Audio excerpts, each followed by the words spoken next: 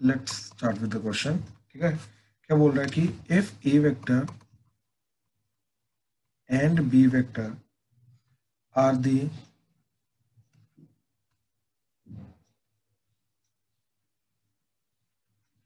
vectors determined by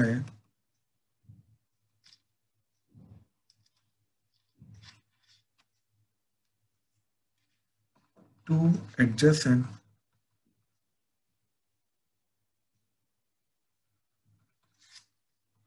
sides of a regular hexagon. What are the vectors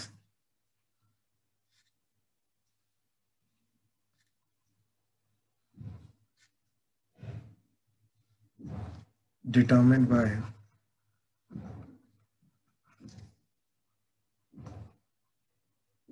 other sides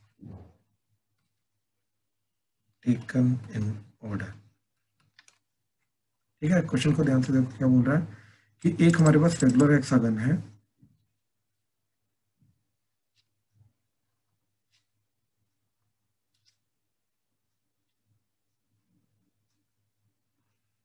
ठीक है, एक हमारे पास regular hexagon है।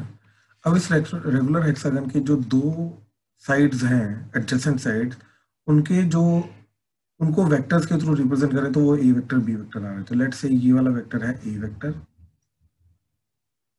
And ये वाला वेक्टर है बी वेक्टर। तो वो बोल रहा है कि बाकी जो ये साइड्स के इसी ऑर्डर में अगर हम वेक्टर्स बनाएं तो ये चारों वेक्टर्स जो साइड्स के आएंगे, चारों वेक्टर्स की वैल्यू क्या होगी? ठीक है, ट्राई करो जरा, ट्राई करो, शाबाश।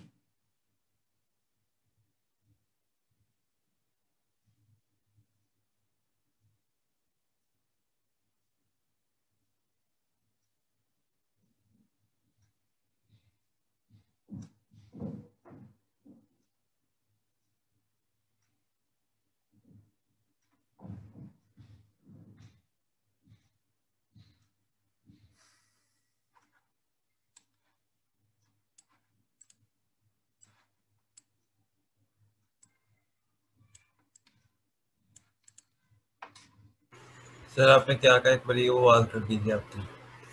मैंने कहा कि अगर ये रेगुलर हेक्सागन है, इसके दो साइड्स को ए वेक्टर बी वेक्टर से रिप्रेजेंट कर रहे हैं, तो बाकी साइड जो होंगी उनको उनके वेक्टर्स क्या बनेंगे?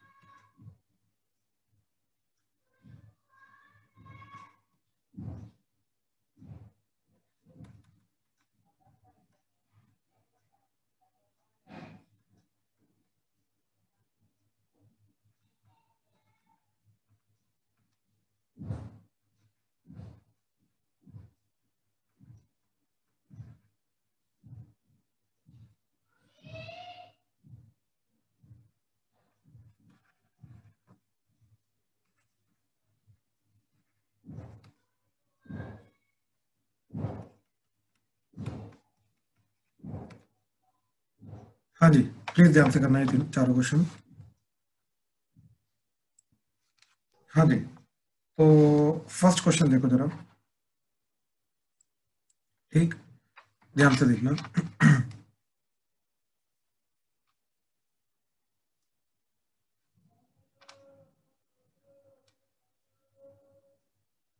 ठीक है, ये रेगुलर हेक्सागन है, इस तरीके से ये वेक्टर्स हैं, and this is A vector and B vector. ठीक है, अब देखो इसका जो इस तरीके से ज्वाइन करेंगे ना, तो ये 6 इक्विलेटरल ट्रायंगल्स बन के आते हैं। ठीक है, एंड ये जो बी वेक्टर है, this is parallel to this, तो बेसिकली ये पैरेललोग्राम है। ठीक है, किसका? ये पैरेललोग्राम है।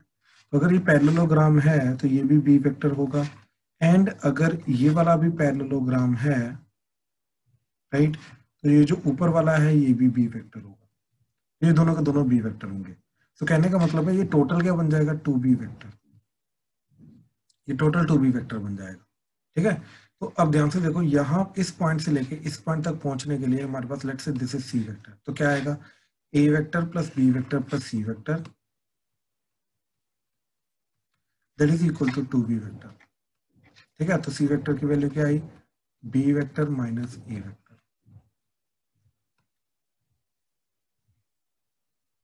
ठीक है, अच्छा, अब इससे हम ये भी बोल सकते हैं कि एक्चुअली सी वेक्टर और ये वाला वेक्टर सेम होगा। हम ये भी बोल सकते हैं, क्यों? क्योंकि ये वाला जो वेक्टर आएगा, ठीक, ये क्या आएगा? Head minus tell. हेड क्या है तुम्हारा? दिस इज बी वेक्टर ना, ये बी वेक्टर है, तो B vector minus A vector, so this is B vector minus A vector, now they are parallelogram, तो ये सी वेक्टर भी वही आ जाएगा हमारा। ऐसे भी बोल सकते हैं। अब बाकी चीज बहुत सिंपल होगी हमारे लिए, क्यों? क्योंकि देखो जरा, ये अगर ए वेक्टर है तो ये ए वेक्टर होगा, तो उसका उल्टा ये माइनस ए वेक्टर आ जाएगा। ये वाला बी वेक्टर होगा क्योंकि इसके पैरेलल है, तो नीचे की डायरेक्शन वाला क्या आ जाएगा? Minus B vector. एंड ये वाला अगेन माइनस सी वेक्टर होगा, सी वेक्टर माइनस सी वेक्टर मतलब इसका नेगेटिव, यानी कि ये आ जाएगा ए वेक्टर माइनस बी वेक्टर। तो इस तरीके से बाकी चारों के चारों वेक्टर हमने निकालने। हाँ जी, इसमें कोई डाउट है फर्स्ट में तो प्लीज बताओ, प्लीज जल्दी। ओके, ठीक है, सेकंड क्वेश्चन देखो क्या बोल रहा हूँ कि अगर कोई दो वेक्टर्स के लिए हमारा A vector plus B vector and A vector minus B vector का मॉड बराबर हो जाता है, तो देन इन दैट केस उसका ज्योमेट्रिकल इंटरप्रिटेशन क्या हो सकता है? ज्योमेट्रिकल इंटरप्रिटेशन जब भी वो बोलेगा तो उसका कहने का मतलब ये चीज है कि उसका ज्योमेट्रिकल फिगर क्या बन सकती है, ये चीज हमें बताओ। ठीक है, अच्छा, अब ध्यान से देखो, let's say I have two vectors, this is A vector. Yes sir, एक बार रिपीट करना। ज्योमेट्रिकल इंटरप्रिटेशन मतलब ज्योमेट्रिकल फिगर। हाँ, कहने का मतलब वही है कि ज्योमेट्रिकली वो क्या बन सकता है। सर अगर हम सी लिख दें कि या तो ए या तो बी में से कोई एक नल मैट्रिक्स हो, नहीं नल नहीं नहीं नहीं नहीं नहीं नहीं नहीं नहीं नहीं, ऐसा नहीं, ऐसा नहीं। क्वेश्चन में गिवन होना चाहिए था नॉन नल वेक्टर्स, ये गिवन होना चाहिए था, ऐसा नहीं हो सकता वैसे। ठीक है, एक्चुअली में वो ज्योमेट्रिकल इंटरप्रिटेशन नहीं होता, बट हाँ वो भी एक मतलब ऑप्शन पॉसिबल है अगर नॉन नल वेक्टर ना दिया होता। ठीक है, बट हाँ क्वेश्चन में नॉन नल वेक्टर दिया होना चाहिए था। क्लियर है ना? यस ठीक है, अब ध्यान से देखो, ये ए वेक्टर है, ये बी वेक्टर है। ठीक है, अब अगर मैं इन दोनों का एडिशन करूंगा, तो एडिशन करने पे मेरे को जाएगा ये वाला vector, so this is nothing but A vector plus B vector. तो इसकी जो लेंथ आएगी वो आएगी ये, तो यानी कि ये क्या रिप्रेजेंट कर रहा है? Length of diagonal one.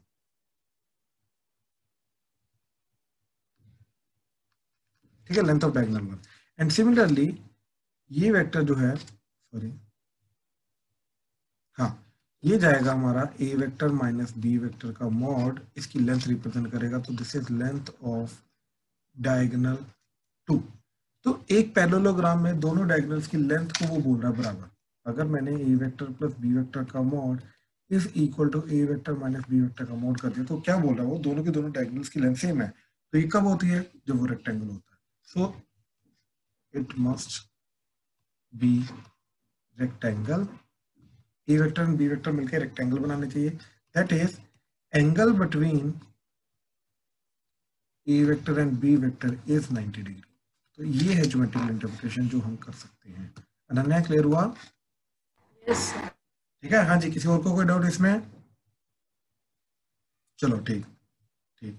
Third question देखो। सर हाँ जी मैंने इसी क्वेश्चन में ना दोनों साइड्स की स्क्वायरिंग करके किया था, ठीक है। एक्चुअली उससे करके अभी ना हमें ये नहीं पता कि ए वेक्टर प्लस बी वेक्टर के मॉड का स्क्वायर होगा क्या, ठीक है ना।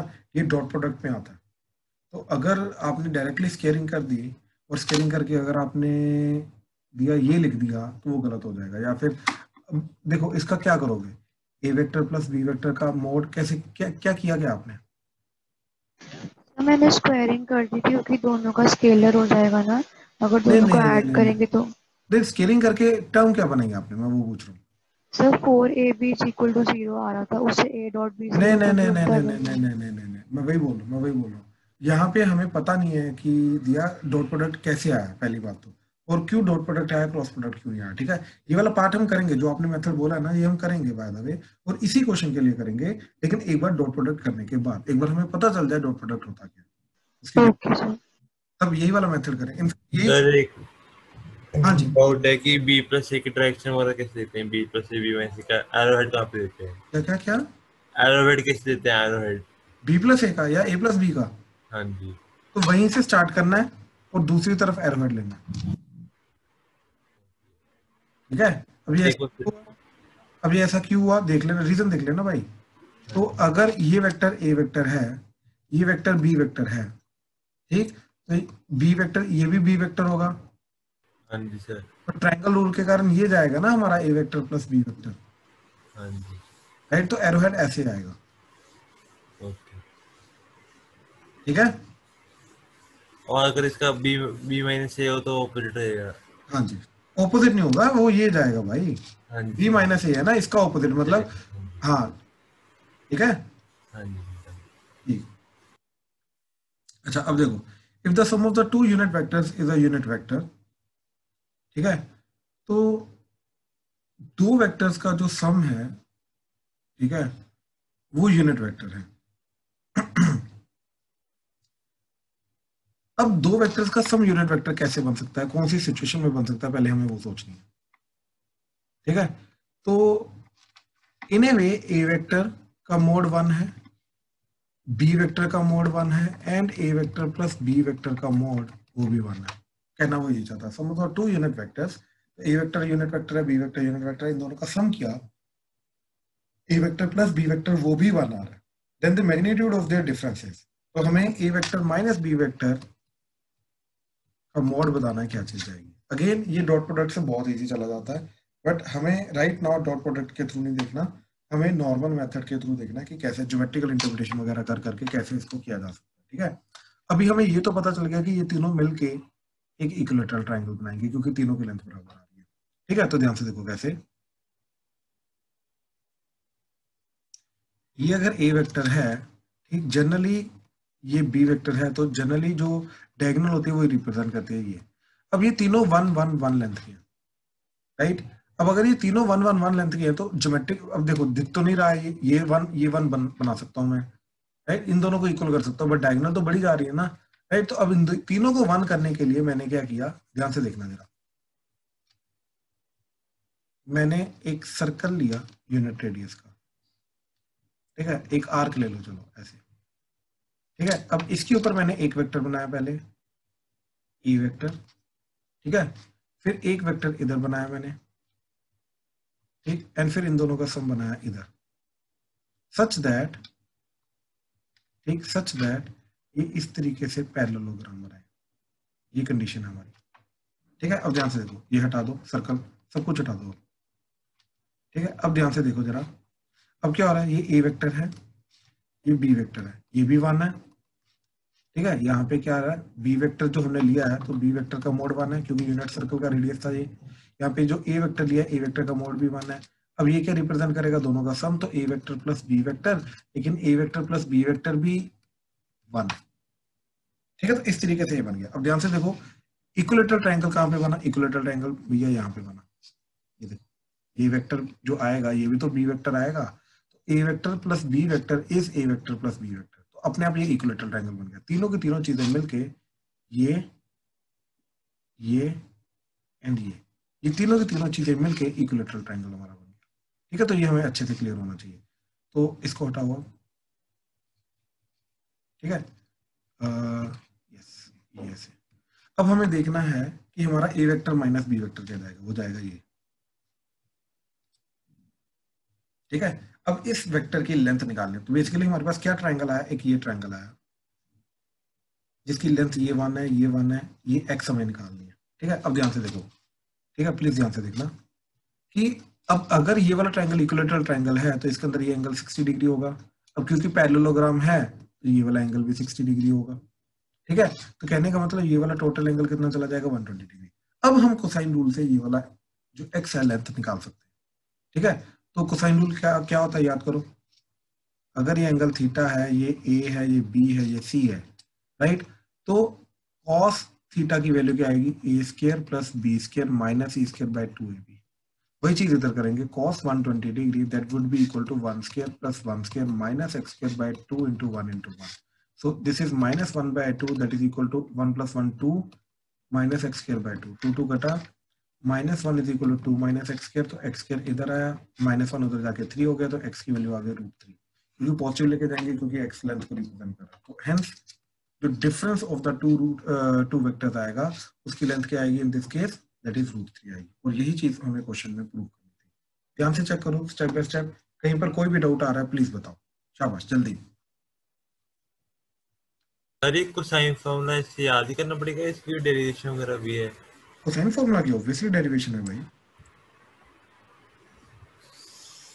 ऑब्वियस है, क्लास के लास्ट में रुक जाओ बता दूंगा। Okay sir. वैसे याद ही रखना इजी होता है क्योंकि डेरिवेशन इसकी बहुत मुश्किल होती है, हर बार डिराइव नहीं करेंगे इसको। हाँ डेरिवेशन पता होना चाहिए वो बात अलग है, बट हर बार डिराइव नहीं करेंगे, ठीक है। इसको याद रखना ही इजी रहता है हमारे लिए। पैटर्न रिकॉग्नाइज करो, क्या होता है कि थीटा के साथ आने वाले जो दो साइड्स हैं उनका स्क्वायर का सम, ऑपोजिट का डिफरेंस डिवाइडेड बाय 2, जिन दोनों का सम किया था स्क्वायर करके उन दोनों का 2ab that is equal to cos theta. इस तरीके से पैटर्न याद रखो, ठीक है। चलो आ जाओ फोर्थ क्वेश्चन, ठीक है। फोर्थ क्वेश्चन बहुत इजी क्वेश्चन है, ठीक है।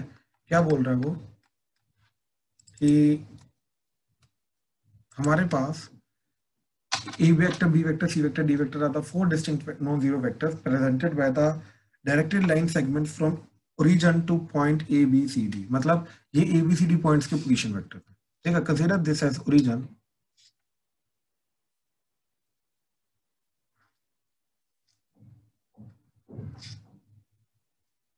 ठीक है। तो इस तरीके से A, B, C, D है, ठीक है। तो ये वाला जो ऐसे वेक्टर आ रहा है, this vector is A vector, this is D vector, this is C vector and this is B vector, ठीक है। इस तरीके से हमें दे रखा है। अब वो बोल रहा है कि अगर B vector minus A vector is equal to C vector minus D vector then prove that ABCD is a parallelogram. तो सबसे पहले तो हमने क्या किया, ये देखा कि B vector minus A vector आ क्या रहा है, what is B vector minus A vector. अब ध्यान से देखो, ये वेक्टर की अगर मैं बात करूं तो हेड माइनस टेल इसका करेंगे, राइट। ये ट्राइंगल ही ले लो, ये वाला ट्राइंगल ले लो।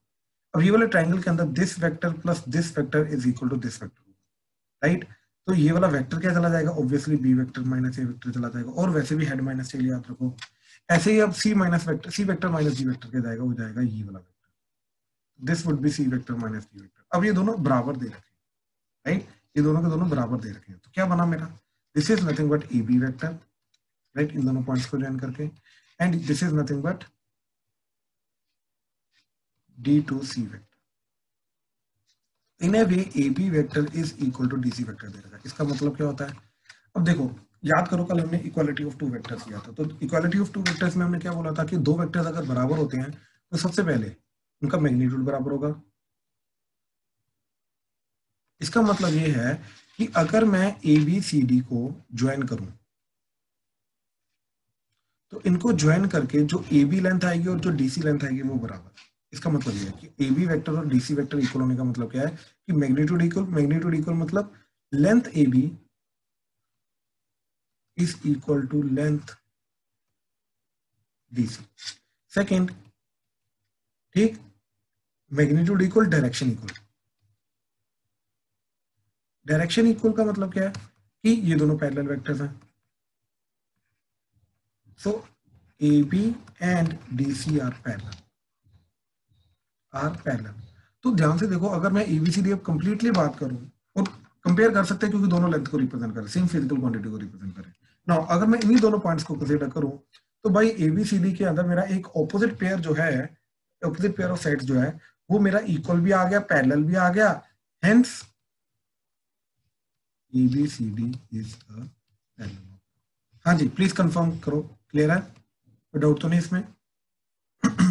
Just A B minus C D जो डीसी जो आ रहा है उसको इंटरप्रेट करना था कि वो क्या रिप्रेजेंट कर रहा है, दैट्स इट, इसके अलावा और कुछ नहीं था। हाँ जी, क्लियर है, प्लीज कंफर्म करो, कोई डाउट तो नहीं इसमें? No sir. सर ये पैरेलल कैसे है, डायरेक्शन इक्वल अरे है? दो वेक्टर्स इक्वल होने का मतलब क्या होता है, उनका मैग्नीट्यूड इक्वल होगा, उनकी डायरेक्शन इक्वल होगी, ये इक्वालिटी ऑफ वेक्टर्स का कांसेप्ट है ना, जल्दी तो हो गया। ठीक है ना। तो अब यानी कि ए बी और डीसी की डायरेक्शन सेम होगी। हाँ जी। अब दो वेक्टर की डायरेक्शन सेम होने का मतलब क्या है कि उनका वो जो लाइन है वो पैरेलल होगी। अच्छा हाँ जी सर, हो गया। दैट मींस ये पैरेलल होगी ना, साइड्स पैरेलल होगी ना, बात खत्म। तो इसलिए वो पैरेलल एंड इक्वल हो गया, वन पेयर इज पैरेलल। हाँ जी बोलिए। चलो ठीक, आ जाओ अब नेक्स्ट कंटिन्यू करते हैं। Next is section formula.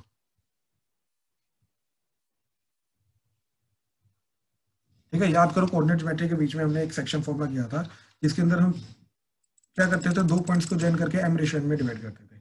यहाँ पर भी वही करेंगे, लेकिन यहाँ पर पॉइंट्स जो हमें गिवन है वो पोजीशन वेक्टर गिवन है, दैट्स इट, इसके अलावा कुछ नहीं। और बाकी फॉर्मूला सब कुछ सेम रहेगा। क्या चीज, ध्यान से देखो, वो बोल रहा है कि let's say this is A vector, point A vector है, पॉइंट बी वेक्टर है। Now what is the meaning of, देखो याद रखना, यही सबसे बड़ी कंफ्यूजन होती है कि वेक्टर जो होता है ये साइड को भी रिप्रेजेंट करता है एंड पॉइंट को भी रिप्रेजेंट करता है। ठीक है, ये चीज याद रखना। अब यहीं पे हमें कंफ्यूजन हो जाती है कि भाई एक ही चीज जो है, एक वेक्टर पॉइंट को रिप्रेजेंट कैसे कर सकता है। देखो अगर हमारे पास एक ज्योमेट्रिकल फिगर है तो ये ए वेक्टर साइड को डेफिनेटली रिप्रेजेंट कर सकता है, क्यों, क्योंकि वेक्टर की लेंथ भी होती है, डायरेक्शन भी होती है। तो यस, एक ज्योमेट्रिकल फिगर की साइड को रिप्रेजेंट कर सकता है, कोई दिक्कत नहीं इसके अंदर। ठीक है, तो अगर मेरे को बोला कल को कि ट्राइंगल की साइड जो है वो ए वेक्टर है, तो मैं फुली अंडरस्टैंड कर जाऊंगा उसका मतलब क्या है। रेक्टेंगल की जो एक साइड है ए वेक्टर, दूसरी बी वेक्टर है, मैं पता चल जाएगा क्या मतलब है। ठीक है, तो साइड के साथ कोई प्रॉब्लम नहीं। तो व्हाट इज द मीनिंग कि अगर एक पर्टिकुलर पॉइंट वेक्टर रिप्रेजेंट कर रहा है, right, then hypothetically in that case हमें एक ओरिजिन अज्यूम करना पड़ता है। तो ओरिजिन से ज्वाइन करने वाली ये जो लाइन बनेगी, this line is nothing but A vector, याद रखना। क्योंकि इस पॉइंट, जब भी वो पॉइंट को रिप्रेजेंट करेगा ना वेक्टर को, वेक्टर के थ्रू, इसका मतलब है वो उस पॉइंट का पोजीशन वेक्टर है। और पोजीशन वेक्टर क्या होता है, ओरिजिन को उस पॉइंट के साथ ज्वाइन करके जो वेक्टर बनता है, याद रखना ये चीज। तो इसलिए वेक्टर जो होता है ये पॉइंट को भी रिप्रेजेंट करता है, साइड को भी रिप्रेजेंट करता है। ठीक है, ये चीज याद रखना। ठीक है, ये बहुत अच्छे से हमें क्लियर होनी चाहिए, इसके बीच में कंफ्यूजन नहीं होनी चाहिए। तो वो क्वेश्चन के अंदर कुछ भी यूज कर सकता है, पॉइंट को रिप्रेजेंट करने के लिए वेक्टर भी यूज कर सकता है, साइड को रिप्रेजेंट करने के लिए वेक्टर भी यूज कर सकता है, ये दोनों को कॉम्बिनेशन भी कर सकता है। तो इसमें कंफ्यूजन नहीं होनी चाहिए कि वो पॉइंट के लिए वेक्टर कैसे आ सकता है। ठीक है, ये कंफ्यूजन नहीं होनी चाहिए। ठीक है, चलो अच्छा, इस चीज को थोड़ा साइड में रखो क्योंकि ये, हाँ अब देखो वो क्या बोल रहा है कि let's say we have two points A and B and they are represented using A vector and B vector. इसका मतलब ही यही है कि उनके position vector A vector and B vector है। अब ओरिजिन आप यहां ले लो, यहां ले लो, यहां ले लो, कोई फर्क नहीं पड़ता, इस चीज से कोई फर्क नहीं पड़ेगा। ठीक है, अब नेक्स्ट पॉइंट वो क्या बोल रहा है, ठीक है, next point is then a point C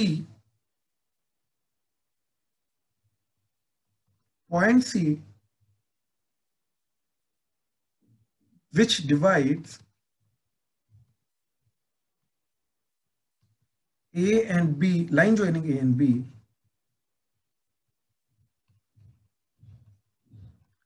line joining A and B internally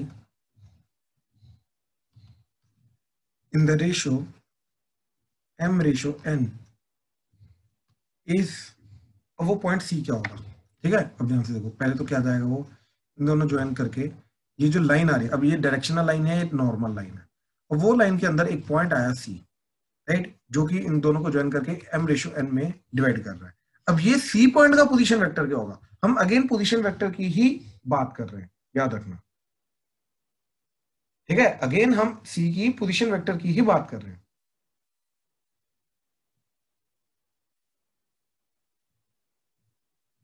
ठीक है, अच्छा अब अगर इस चीज को देखा जाए, ठीक है, तो क्या चीज जाएगी, वो बोल रहा है कि सी का जो पोजीशन वेक्टर होगा that this in that case same जाएगा, that is m into B vector n into A vector, m into B vector plus n into A vector divided by m plus n। ठीक है, तो इस तरीके से सी वेक्टर जाएगा।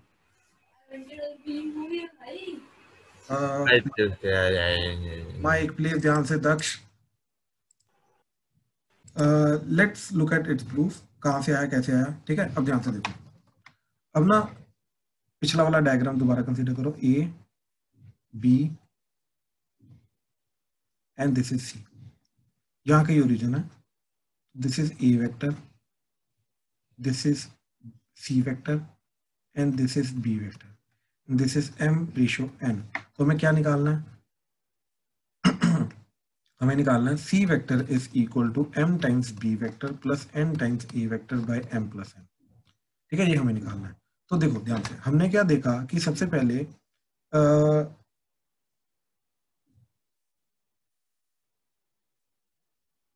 ये जो AC वेक्टर आ रहा है एंड ये जो CB वेक्टर आ रहा है, ये दोनों वेक्टर का रेशियो भी m रेशियो n है।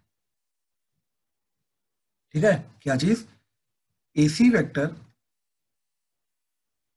एंड CB वेक्टर लेंथ का रेशियो जो है, ठीक है, AC vector and CB vector का जो लेंथ का रेशियो है, ठीक है, that is nothing but m by n। ठीक है, अच्छा अब दो वेक्टर्स का रेशियो तुम बोलोगे कैसे बराबर कर सकते हैं, राइट। अच्छा, अब कल याद करो, कल हमने किया था scalar multiple of vectors, right, scalar multiple of vectors किया था। ठीक है, अब अगर स्केलर मल्टीपल ऑफ वेक्टर्स किया था हमने, तो एक वेक्टर को स्केलर से मल्टीप्लाई करूंगा तो एक और वेक्टर मेरे को मिलेगा जिसका डायरेक्शन सेम रहेगा अगर पॉजिटिव नंबर से मल्टीप्लाई कर रहा हूं, और उसकी लेंथ चेंज कर जाएगी। तो ये वही चीज आ रही है। देखो, ये वाला वेक्टर और ये वाला वेक्टर जो है, पहली बात तो पैरेलल है, AC vector and CB vector, ये दोनों पैरेलल है क्योंकि सेम लाइन के ऊपर लाई कर रहे हैं। कोलिनियर भी है और पैरेलल है, मैंने कल बताया था कोलिनियर पैरेलल फ्री वेक्टर के केस में सेम चीज होती है, राइट। अब इनकी लेंथ में सिर्फ फर्क आ रहा है और इनकी लेंथ का रेशियो m रेशियो n है, इसलिए उस पर्टिकुलर चीज से हम इन दोनों को कंपेयर कर सकते हैं। इसलिए हमने बोला AC vector divided by CB vector is nothing but m by n, और CB वेक्टर को इधर ले आओ तो हम ये चीज बोल सकते हैं कि CB वेक्टर को अगर मैंने m बाय n से क्या किया, अपना m बाय n से मल्टीप्लाई किया तो मेरे को AC वेक्टर मिल जाएगा। तो यहां से मेरे को क्या मिला, n times AC vector that is equal to m times CB vector. यहां तक कोई डाउट है तो प्लीज बताओ। ठीक है, अब AC वेक्टर की जो वैल्यू है वो मैंने डाल दी। अब AC वेक्टर क्या होगा, head minus tell, head minus tell क्या जाएगा मेरा, C vector minus A vector. तो ये आ गया n times C vector minus A vector that is m times CB vector. CB vector क्या जाएगा, B vector minus C vector. ठीक है, अगेन हेड माइनस टेल, तो यहां से C वेक्टर निकाल लो। तो n times C vector minus n times A vector that is m times B vector minus m times C vector. इसको इधर लेके आओ, C वेक्टर कॉमन, तो बचा n plus m that is equal to, इसको इधर ले आओ तो that is n A vector plus m B vector. तो यहाँ से C वेक्टर की वैल्यू क्या मिली, n times A vector plus m times B vector divided by m plus n। This is how we get C vector is. ठीक है, इस तरीके से मिल जाएगा हमें सेक्शन फॉर्मूला। हाँ जी, प्लीज कंफर्म करो, क्लियर है सेक्शन फॉर्मूला, कोई डाउट तो नहीं इसमें, राइट। अच्छा, अब एक्सटर्नल के केस के अंदर क्या चीज चली जाएगी, एक बार फिर से समझा दोगे प्लीज। क्या हुआ, तो पता नहीं, समझ नहीं आ रहा क्या हुआ। ये चीज समझा, पहले बात तो इसको स्टार्टिंग में नहीं समझ आया ना क्या हुआ। मैं वही बोल रहा हूँ। देख, मैं क्या बोला कि अगर इसको ना कोऑर्डिनेट ज्योमेट्री की तरह ही लेके जाओ, ठीक है ना, क्योंकि ध्यान रखना एक चीज, जो हमारा कॉम्प्लेक्स नंबर होता है x प्लस आइटा y, ठीक है, वेक्टर जो होता है that is x i cap plus y j cap, and जो एक कोऑर्डिनेट ज्योमेट्री का नंबर होता है, ठीक, coordinate geometry that is x y, ये तीनों चीजें बराबर होती हैं भाई। बात समझे वासु? जी सर। ठीक है, अब इसको नॉर्मल कोऑर्डिनेट ज्योमेट्री के थ्रू लेके जाओ। अगर ये ओरिजिन है तो ये जो वेक्टर दे रखा है हमें, ये a वेक्टर दे रखा है, और a वेक्टर जो दे रखा है हमें x i cap y j cap, this is nothing but x1 y1, ऐसे ये x2 y2 दे रखा है। तो C पॉइंट जो होगा, जो इसको m रेशियो n में डिवाइड कर रहा है, वो क्या आ जाएगा, m into B n into a divided by m plus n, यही आता है। हाँ जी सर। वही काम हमने इधर बोला कि अगर मेरे पास एक पॉइंट गिवन है a, जिसका पोजीशन वेक्टर है a वेक्टर, ओरिजिन से ज्वाइन करके, ऐसे बी पॉइंट दे रखा है जिसका पोजीशन वेक्टर है बी वेक्टर, मतलब ओरिजिन को इससे ज्वाइन करके यहाँ। अब इन दोनों को ज्वाइन करके जो लाइन बनेगी, उस लाइन के ऊपर आने वाला एक पर्टिकुलर पॉइंट सी, ठीक इस तरीके से,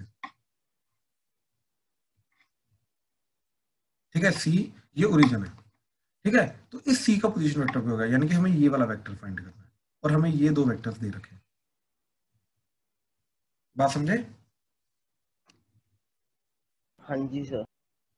अब सी का पोजीशन वेक्टर क्या आ जाएगा, सबसे पहले तो ये, ठीक है, सी का पोजीशन वेक्टर क्या जाएगा।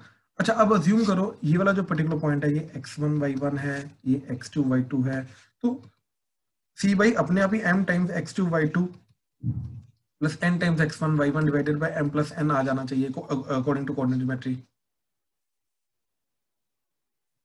है ना। तो ये क्या बन गया तुम्हारा भाई, m times b vector n times a vector divided by m plus n। बात समझा भाई? तो यहां से एक हिंट मिल जाती है मेरे को कि यस ये इस तरीके से जा सकता है। भाई वास्तु क्लियर हो रहा है या नहीं? हाँ जी। ठीक है, तो पहले तो ये फॉर्मूला आया। अब ये कहां से आया ये फॉर्मूला, वो वेक्टर के थ्रू डिराइव करने के लिए हमने क्या किया, हमने ये बोला भाई कि ये जो ए सी वेक्टर है एंड ये जो सी बी वेक्टर है, इन दोनों का आपस में रिलेशन क्या है। पहली बात तो ये दोनों के दोनों कोलिनियर है, यानी कि ये दोनों एक दूसरे के स्केलर मल्टीपल होंगे। बात समझा? ठीक है। अब वो स्केलर मल्टीपल क्या है, m बाय n। क्यों? क्योंकि इन दोनों का रेशियो लेंथ का रेशियो m रेशियो n है, राइट। तो cb को, इस पर्टिकुलर वेक्टर को अगर मैं m बाय n करूंगा तो मेरे को ac वेक्टर मिल जाना चाहिए। बात समझा? हाँ जी। राइट। अब क्रॉस मल्टीप्लाई करके ये आ गया, यहाँ पे मैंने ac वेक्टर डाला। ac वेक्टर क्या होता है मेरा, हेड माइनस टेल यानी कि c माइनस a वेक्टर, तो ये आ गया c vector minus a vector. ऐसे cb वेक्टर की वैल्यू डाली, वो क्या आ गया, b vector minus c vector. तो यहाँ सर आगे आपकी समझ आ। राइट राइट राइट, ठीक है, गुड। चलो अब आगे देखो जरा, इसका एग्जांपल्स देखो जरा, ठीक है। एग्जांपल, अच्छा, एग्जांपल से पहले वो देख लो कि एक्सटर्नली अगर कोई डिवाइड कर रहा है, अगर ये ए पॉइंट है ए वेक्टर, तो माइनस आएगा बस। बिल्कुल से, ये बी वेक्टर बी पॉइंट है, इसका पोजीशन वेक्टर बी वेक्टर है, तो इन दोनों को ज्वाइन किया, तो अब ये ओरिजिन है अगेन कहीं ना कहीं, तो ये जो सी वेक्टर होगा जो इनको एक्सटर्नली एम रेशो एन में डिवाइड कर रहा है, राइट, तो ये सी वेक्टर क्या आ जाएगा, m into B vector minus n into A vector divided by m minus n। तो ये इस तरीके से सी वेक्टर रहेगा हमारा, बस बीच में माइनस आ जाएगा और कुछ नहीं। तो एक्सटर्नल डिवीजन में माइनस आ जाता है, इंटरनल डिवीजन में प्लस आ जाता है, बस ये चीज है, ठीक है, ये चीज आ गई। अच्छा, अब ध्यान से देखो जरा example, find the point of trisection of line joining A vector and B vector, ठीक है। वो क्या बोल रहा है कि ए वेक्टर, एक पॉइंट हमारे पास ए वेक्टर, एक और पॉइंट हमारे पास बी वेक्टर। अब अगेन पॉइंट्स को रिप्रेजेंट कर रहा है ए वेक्टर बी वेक्टर से, मतलब वो उसके पोजीशन वेक्टर्स है, ठीक है। तो इन दोनों को ज्वाइन करके जो लाइन बन रही है, इस लाइन को ट्राइसेक्ट करना है, यानी कि 3 इक्वल हिस्सों में डिवाइड करना है, यानी कि 1:1:1 में डिवाइड करना है। तो अगर 3 हिस्सों में डिवाइड करना, तो वो बोला इन पॉइंट्स के पोजीशन वेक्टर क्या आएंगे, तो ये वाला पॉइंट क्या रहेगा जो इनको 1:2 में डिवाइड करेगा, क्योंकि इधर 2 पार्ट्स हैं, राइट। तो क्या पॉइंट आ जाएगा, अब ये पॉइंट आ जाएगा 2 इंटू ऑपोजिट यानी कि ए वेक्टर, तो आ जाएगा 2a vector plus 1 into B vector divided by 2 + 1 3। And ये वाला जो पर्टिकुलर पॉइंट है, ये वाला पॉइंट क्या आ जाएगा, ठीक, दैट इज 2:1 है, तो 2 into this, that is 2 times A B vector, 2b vector plus 1 into A vector divided by 1 + 2 3। तो ये चीज आ जाएगी। हाँ जी, प्लीज कंफर्म करो, क्लियर हुआ ट्राइसेक्ट करने वाला, कोई डाउट तो नहीं इसमें? No sir. ठीक है।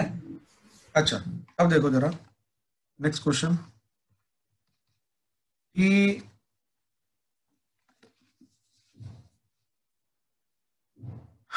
find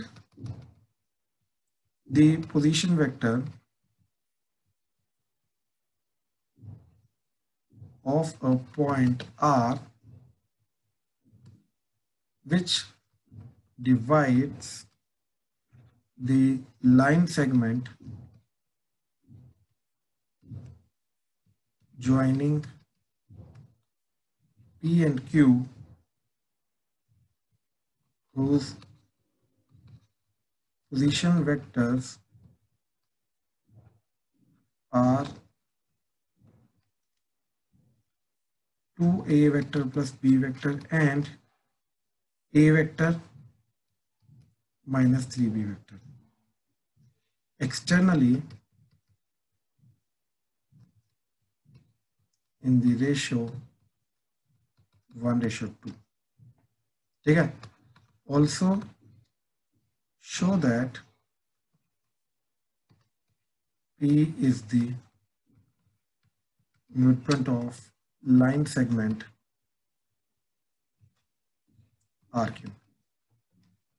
ठीक है. तो इस ध्यान से समझो ये प्रॉब्लम को. क्या बोल रहा है वो कि find the position vectors of a point R which divides the line segment joining P and Q whose position vectors are this and this externally in the ratio 1:2. ठीक है. तो एक पर्टिकुलर पॉइंट है P, एक particular point है Q. ठीक. Okay.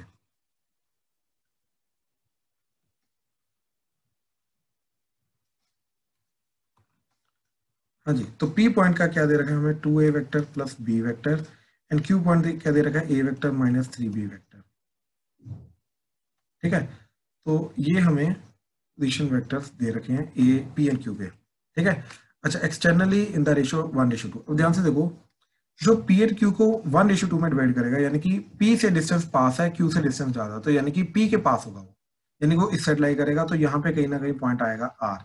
इसका ये वाला पार्ट है 1 और ये वाला पार्ट है 2, तो इसलिए ये 1:2 में एक्सटर्नली डिवाइड कर. ठीक है. पहले तो ये चीज क्लियर होनी चाहिए. अब जो आर की वैल्यू आएगी, वो आर की वैल्यू क्या आ जाएगी, 2 कहां से, क्यू से, तो 2 को पी से मल्टीप्लाई करेंगे तो 2 इंटू आएगा 2a vector plus b vector minus 1 into Q से मल्टीप्लाई करेंगे, that is a vector minus 3b vector divided by 2 minus 1. तो यहां से r वेक्टर क्या चला गया, r vector is nothing but 2 to the 4a vector plus 2b vector minus a vector plus 3b vector divided by 2 minus 1, that is 1. तो r vector क्या जा रहा है, that is 4a vector minus a vector, तो that is 3a vector plus 2b vector plus 3b vector, तो that is 5b vector. तो r वेक्टर हमें क्या मिला, 3a vector plus 5b vector. सबसे पहले तो ये चीज आ गई. अब r वेक्टर की हमने निकाल लिया. अब वो क्या बोला, also show that p is the mid point of rq. तो देखो rq का मिड पॉइंट निकालना है, तो rq का मिड पॉइंट क्या जाएगा, r का पोजीशन वेक्टर प्लस q का पोजीशन वेक्टर डिवाइडेड बाय 2. तो मिड पॉइंट ऑफ rq क्या आ रहा है, मिड पॉइंट ऑफ rq ठीक है आ रहा है, r का position vector that is 3a vector plus 5b vector plus q का position vector that is a vector minus 3b vector total divided by 2. ठीक है. तो क्या आ गया ये 4a vector 5b vector minus 3b vector, तो that is 2b vector divided by 2. तो क्या आ गया 2a vector plus b vector which is nothing but p vector. तो हेंस p जो है वो rq का मिड पॉइंट ही होगा. हाँ जी, प्लीज कंफर्म करो. क्लियर है, इसमें कोई डाउट तो नहीं इस क्वेश्चन, राइट? आदित्य भाई क्लियर हो रहा है? Ananya, Stuti, Yes, Diya, Kavya, yes sir. Chirag. Yes sir. ठीक ठीक ठीक है. नेक्स्ट क्वेश्चन देखो. नेक्स्ट क्वेश्चन बहुत अच्छा क्वेश्चन है, प्लीज ध्यान से देखना. 4 points A B C D with position vectors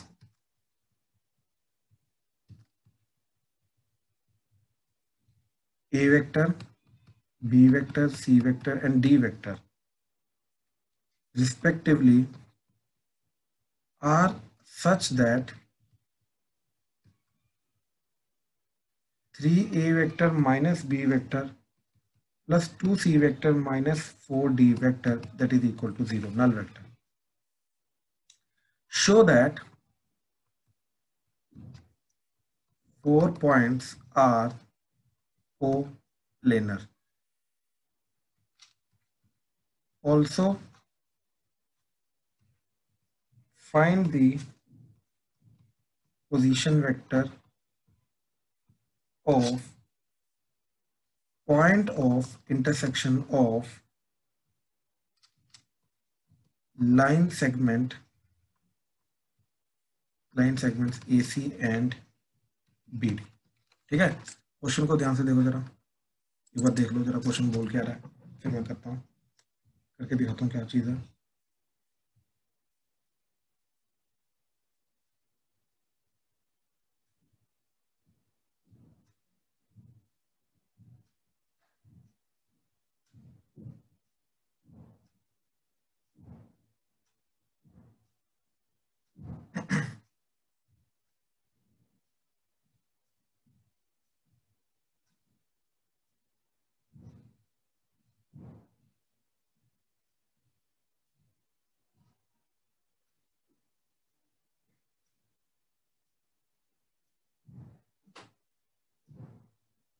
ठीक है, देखो जरा क्या बोल रहा है। पहली बात तो 4 पॉइंट्स कोप्लेनर होने का मतलब क्या है कि एक ही प्लेन के अंदर चारों के चारों पॉइंट्स आ रहे हैं। ये प्लेन है, इसी के अंदर ये चारों के चारों पॉइंट्स आ रहे हैं। देखो 3 पॉइंट्स तो हमेशा एक ही प्लेन में लाई करेंगे। एक्चुअली में ये जो थ्योरी है ना, कोप्लेनर वगैरह कोलिनियर वगैरह, ये हम कल करेंगे। ठीक है, तो इसके बाद कभी कोई डाउट नहीं आएगा, एक बार कल की थ्योरी लगा लेना। ठीक है, 3 पॉइंट्स तो मिलकर एक ट्राइंगल बनाएंगे ना हमेशा, तो ट्राइंगल का तो एक ट्राइंगल एक प्लेन फॉर्म करता है। अब 4th पॉइंट जो है, ध्यान से देखना ये चीज, ये अगर प्लेन है, एक 3D में थोड़ा दिखा रहा हूं, तो ये 3 पॉइंट्स मिलकर एक ट्राइंगल बना लिया। अब जो 4th पॉइंट है हो सकता है आउट ऑफ प्लेन हो जाए, तो इस तरीके से वो एक 3D फिगर बना देगा। ठीक है, अब हो सकता है जो 4th पॉइंट है वो इसी प्लेन में लाई कर रहा है, इसी प्लेन में लाई कर रहा है, तो ये इसी के साथ एक क्वाड्रिलेटरल टाइप बना देगा। तो कहने का मतलब है कि 4th पॉइंट जो है वो इन तीनों पॉइंट के साथ मिलकर कोप्लेनर हो भी सकता है, नहीं भी हो सकता। तो हमें शो करना है कि अगर ये कंडीशन फॉलो हो रही है तो इन दैट केस चारों के चारों पॉइंट्स कोप्लेनर ही होंगे। 4th पॉइंट जो है वो out of the plane formed by the other 3 points नहीं हो सकता। ठीक है, इन दैट केस ऑल्सो, अब अगर वो कोप्लेनर है तो AC and BD line segment जहां पर टकरा रही हैं, इंटरसेक्ट कर रही हैं, वो पॉइंट ऑफ इंटरसेक्शन का, वो पॉइंट का पोजीशन वेक्टर क्या होगा ये निकालना। और ध्यान से देखो इस कंडीशन को यूज कैसे करेंगे। ठीक है, that is 3a vector plus 2b vector, दोनों पॉजिटिव वाले एक तरफ रखे, दोनों नेगेटिव वाले दूसरी तरफ ले। अब देखो ये कोफिशिएंट जो आ रहे हैं दोनों का सम क्या जा रहा है, 5 5, तो मैंने दोनों तरफ 5 से डिवाइड कर दिया, तो मेरे पास ये बन गया। तो ये क्या मिला मेरे को, नहीं आएगा हाँ जी, 2c, तो हाँ सॉरी 2c, बिल्कुल सही। ठीक है, तो 3a vector plus 2c vector divided by 5 that is equal to b vector plus 4d vector divided by 5। ठीक है, अब ध्यान से चेक करना। ठीक है, मेरे को क्या चीज मिल रही है। ठीक है, कि what is this, this is a point. ठीक है, this is a point which divides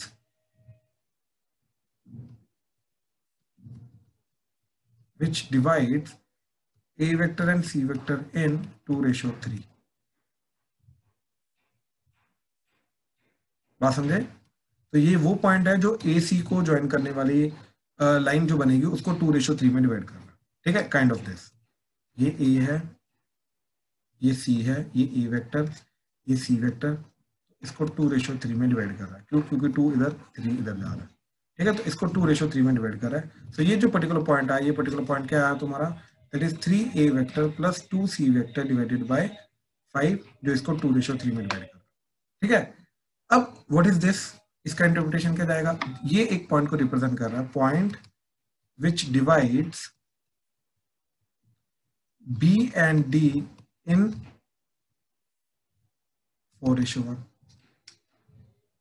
ये BD को 4:1 में डिवाइड करा। अब अज्यूम करो B पॉइंट इधर है, D पॉइंट इधर है। अब इन दोनों को ज्वाइन करके ये 4:1 में डिवाइड करा है। सेम पॉइंट, क्यों? क्योंकि दोनों के दोनों इक्वल है। तो ये जो पॉइंट है यही, ये दोनों के दोनों पॉइंट सेम है। क्योंकि कल हमने बात क्या की थी, कल याद करो, कल हमने क्या बोला था कि अगर दो लाइन सेगमेंट के ऊपर आने वाला एक मतलब इस लाइन के ऊपर आने वाले जितने भी पॉइंट्स हैं उनका पोजीशन वेक्टर, इस लाइन के ऊपर आने वाले जितने भी पॉइंट्स हैं उनका पोजीशन वेक्टर में एक भी पॉइंट का पोजीशन वेक्टर अगर सेम हो जाए तो वो उनका पॉइंट ऑफ इंटरसेक्शन चला जाता है।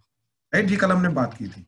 तो ये वही चीज जा रही है कि AC को ज्वाइन करके एक पॉइंट आ रहा है जिसका पोजीशन वेक्टर ये जा रहा है, एंड BD को ज्वाइन करके एक पॉइंट आ रहा है जिसका पोजीशन वेक्टर जा रहा है ये, और वो दोनों के दोनों सेम है, हमें बराबर दे रखे हैं, तो ऑब्वियसली वही इनका पॉइंट ऑफ इंटरसेक्शन होगा। तो देयरफॉर पोजीशन वेक्टर ऑफ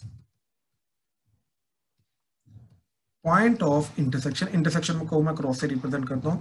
ठीक है, position vector of point of intersection of AC and BD is nothing but 3a vector plus 2c vector divided by 5 और b vector plus 4d vector divided by 5। दोनों में से कोई भी ले लो, दोनों बराबर है। ठीक है, पहले तो पोजीशन वेक्टर पता चल गया। अब अगर ये दोनों के दोनों, ये भी पता चल गया कि AC को ज्वाइन करके जो लाइन सेगमेंट आ रही है और BD को ज्वाइन करके जो लाइन सेगमेंट आ रही है वो प्रूव हो गया कि वो इंटरसेक्ट कर रही है क्योंकि कॉमन पॉइंट आ रहा है। अब इससे ये कैसे कंफर्म होगा कि वो चारों के चारों कोप्लेनर है? ठीक है, अब ध्यान से देखो, एक्चुअली में क्या होगा। ठीक है, इस तरीके से देखो, ये अगर AC है, अब ये पॉइंट इधर है B। ठीक है, अच्छा एक काम करो, मैं 3D में दिखाता हूँ। ये वो इंटरसेक्ट तभी करेंगी तब वो प्लेन के अंदर रहेंगे एक्चुअली में, यस। तो ये AC है, ये इस तरीके से। अब पॉइंट मान लो B इधर है और D हवा में कहीं ना कहीं, तो ऑब्वियसली ये जो दो लाइंस हैं, ये दोनों लाइंस एक ही प्लेन में नहीं लाई करेंगी, ठीक है, क्योंकि ये इस तरीके से ऐसे हाइट जा रही है, ठीक है। तो ये दोनों के दोनों लाइंस जो हैं, ये लाइन हवा में आ रही है, तो ये लाइन जो है ये एसी का जो प्लेन आ रहा है उसमें लाइन नहीं कर रही।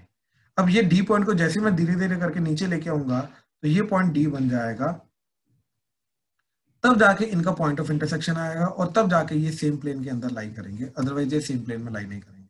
तो कहने का मतलब ये है कि अगर दो ऑपोजिट पॉइंट्स को ज्वाइन करके जो मतलब दो पॉइंट्स को ज्वाइन करके जो लाइन बन रही है वो दोनों, वो ऐसी एक और लाइन बनाई, वो दोनों लाइंस का अगर पॉइंट ऑफ इंटरसेक्शन है तो जाके वो कोप्लेनर होंगे। Since AC and BD have point of intersection, therefore they are coplanar, तो उनको कोप्लेनर होना ही पड़ेगा। हाँ जी, प्लीज कंफर्म करो, क्लियर हुआ? कोई डाउट तो नहीं इसमें? यस ठीक है, चलो चलो, अच्छा ठीक है ठीक है। तो इसके बाद ये था सेक्शन फॉर्मूला, ठीक है। इसके बाद हमें अभी नेक्स्ट पार्ट शुरू करना है, ठीक है। तो वो इन जनरल थ्योरी रहेगी, कोप्लेनरिटी, कोलिनियर, ठीक है। तो इसके ऊपर, ठीक है, तो वेक्टर्स की इन जनरल क्लैरिटी वो करता है, ठीक है, वो कल शुरू करेंगे हम अभी, ठीक है। तो चलो यहीं पे खत्म करते हैं, ठीक है। Thank you.